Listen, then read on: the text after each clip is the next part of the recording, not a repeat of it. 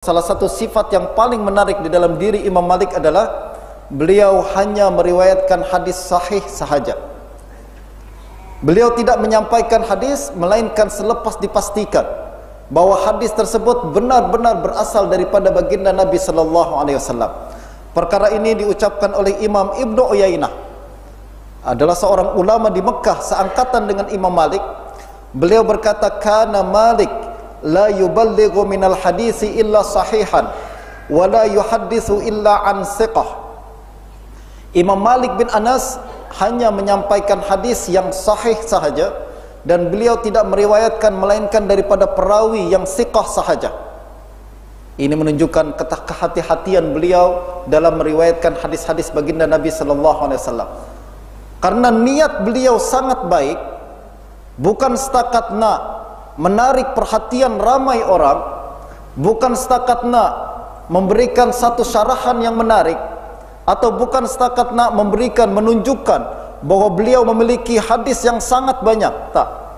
Akan tapi niat beliau adalah nak sampaikan perkara yang benar. Sebagaimana beliau ingin mendapatkan ilmu yang baik untuk beliau amalkan, beliau juga hanya ingin menyampaikan ilmu yang baik untuk beliau sampaikan.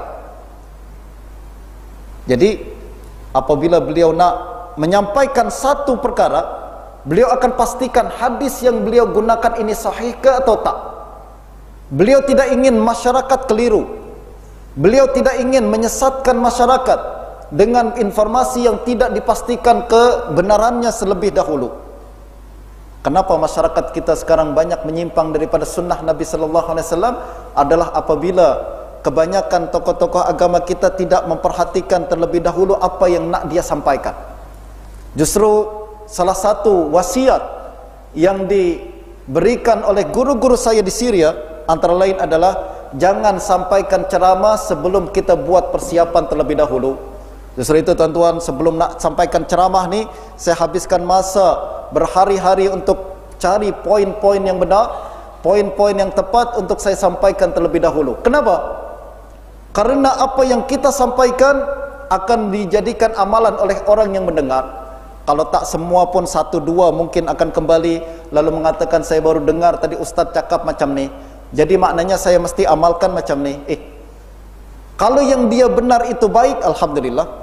Tapi kalau yang dia dengar itu salah, akan menjadi bagian di dalam hidup dia, dan tidak akan lagi ada orang yang mampu untuk merubahnya. Ramai di kalangan awam kita tuan-tuan, kalau dia dengar sesuatu dia akan jadikan pegangan. Ini saya dengar daripada guru saya, ini tak boleh dirubah. Kenapa? Saya dengar daripada guru saya. Sama ada itu benar ke atau tak benar, justru kewajiban seorang tokoh agama, orang yang didengar ucapannya oleh masyarakat, sampaikan perkara yang baik-baik saja. Pernah ditanya kepada Imam Malik, ada orang membandingkan antara beliau dengan ulama yang lain. Orang tersebut berkata, wahai Imam Malik, ulama yang satu lagi kami selalu mendengar banyak hadis daripada beliau, hadis-hadis yang tak pernah Imam Malik sampaikan. Kenapa Imam Malik hanya menyampaikan hadis tidak sebanyak dia? Kata Imam Malik, adakah setiap hadis yang saya punya saya kena sampaikan? Kalau begitu saya ingin menyesatkan manusia kalau saya sampaikan semua hadis yang saya punya. Maksudnya adalah tuan-tuan, hadis yang beliau dengar ada yang sahih, ada yang tak sahih, ada yang dhaif, ada yang hasan, ada yang palsu bahkan. Kalau saya sampaikan semua yang saya punya, maknanya saya ingin menyesatkan manusia.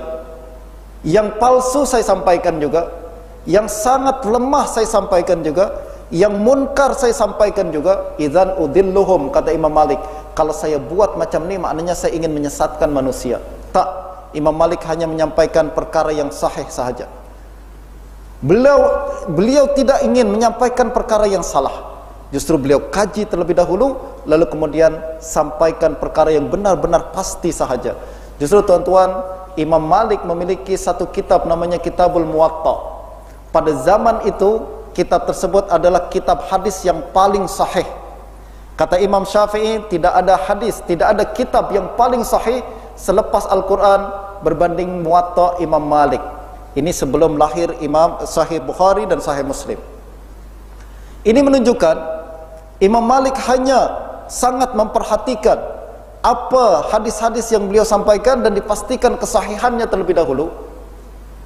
Pernah satu ketika tuan-tuan, apabila menulis kitab Muwatta ini, ramai orang berkata kepada Imam Malik, "Wahai Imam, kenapa engkau ingin menulis kitab Muwatta?" Ramailah orang hadis, ulama-ulama di zaman tersebut yang telah menulis kitab Muwatta sebelum awak. Jadi kitab hadis, Imam Malik tulis kitab hadis tersebut, kumpulkan hadis-hadis Nabi sallallahu alaihi wasallam. Ada orang kata, ramai orang dah buat yang macam awak buat ni. Kitab hadis sudah banyak orang tulis. Kenapa awak nak tulis juga apa yang telah dibuat oleh orang lain? Kata Imam Malik, simple saja, maka lillahi baqi. Mana yang diniatkan untuk Allah Subhanahu wa taala, dia yang akan berkekalan. Saya menulis kitab Muwatta berbeza daripada penulis-penulis yang lain. Mereka tulis kitab tersebut main muat saja. Apa yang hadis yang mereka dengar masuk. Apa pandangan yang mereka dengar masuk. Apa hukum yang mereka dengar masuk saja, sehingga kitab yang mereka tulis menjadi sangat tebal.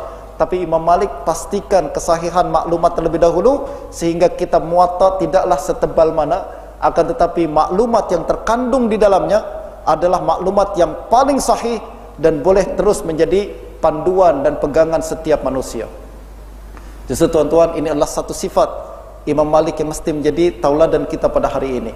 Pastikan apa yang kita sampaikan adalah yang benar-benar sahaja.